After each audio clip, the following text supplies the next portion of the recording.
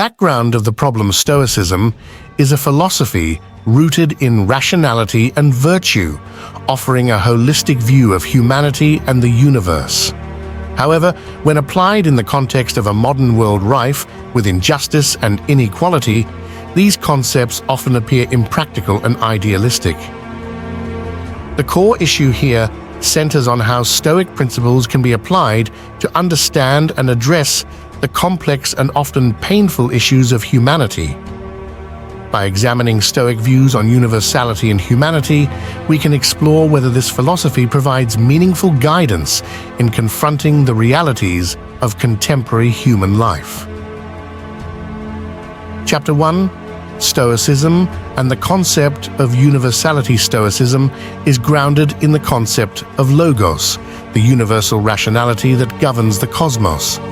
Every individual is viewed as an integral part of the rational cosmic whole, with natural law binding all humans into a single unity. However, in a world filled with social injustice and inequality, this perspective raises critical challenges.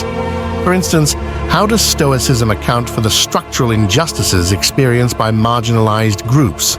Is the principle of universality merely idealistic, or can it offer concrete solutions? The primary critique of this view is that the cosmic unity proposed by Stoicism might be too abstract to effectively address the tangible injustices faced by many people. Chapter 2: Humanity in the Stoic Perspective. According to Stoicism, humanity is defined by virtue and rationality. Stoicism teaches that virtue is the only true good, and all human actions should be directed towards achieving it. In the context of humanity, this means that every individual has a moral responsibility to act for the common good. However, in a modern society fraught with conflict and social tension, this principle is put to the test. For example, how does Stoicism respond to issues such as systemic racism or economic inequality? Is the Stoic view of humanity sufficiently realistic and applicable in addressing these social complexities? The significant challenge lies in merging Stoic idealism with the practical need for effective social action.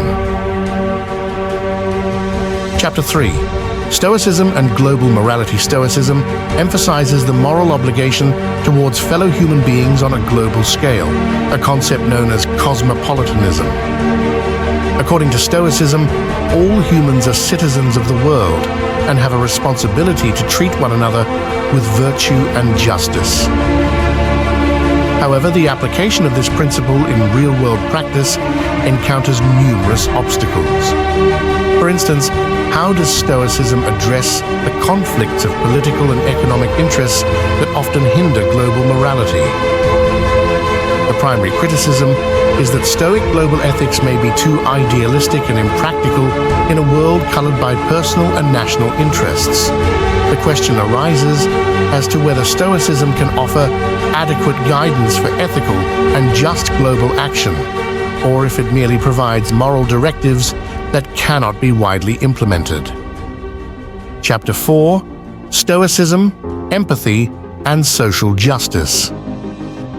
Although often perceived as rigid, Stoicism actually teaches the importance of empathy and justice in human interactions.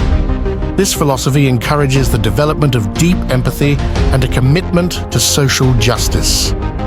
However, there is debate about whether Stoicism truly promotes social action or rather impedes it. The Stoic focus on individual virtue can be seen as diminishing the importance of collective action for social change. For example, does Stoicism support social movements aimed at addressing structural injustices, or does it merely encourage individuals to focus on personal development? The main challenge is balancing the need for collective social action with the Stoic teachings on individual virtue development. Chapter 5: Stoicism, Suffering, and Forgiveness. Stoicism offers a profound perspective on human suffering and how to confront it. Suffering is viewed as a natural part of life that must be accepted and utilized as an opportunity to cultivate virtue. However, critical questions arise regarding whether the Stoic acceptance of suffering can be interpreted as passivity or a lack of desire to improve one's circumstances.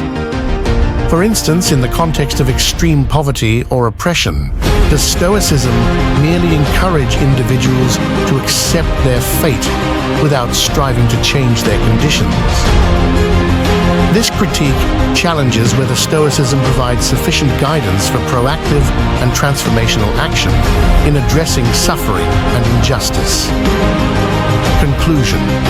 From the analysis conducted, it is evident that Stoicism offers a rich and complex view of universality and humanity. However, the primary challenge lies in how these Stoic principles can be practically applied in a modern world fraught with injustice and suffering. While Stoicism provides strong moral guidance and emphasizes the importance of virtue and rationality, numerous questions remain about how this philosophy can be adapted to address the real and urgent human issues of today. Ultimately, although Stoicism holds significant relevance, a more flexible and pragmatic approach may be necessary to tackle contemporary global challenges. The open question of the relationship between ancient philosophy and modern human problems remains a challenge that contemporary thinkers must address.